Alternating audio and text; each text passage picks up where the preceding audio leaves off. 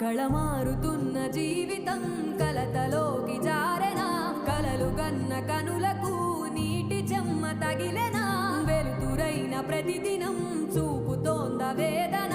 అందమైన బతుకున అలజడి చలరేగెనా ఏమిటి నీ పాపం ఏమిటి నీ నేరం చీకటి ముసిరిందే చిటికల్లోనా తీరదు నీ శోకం మార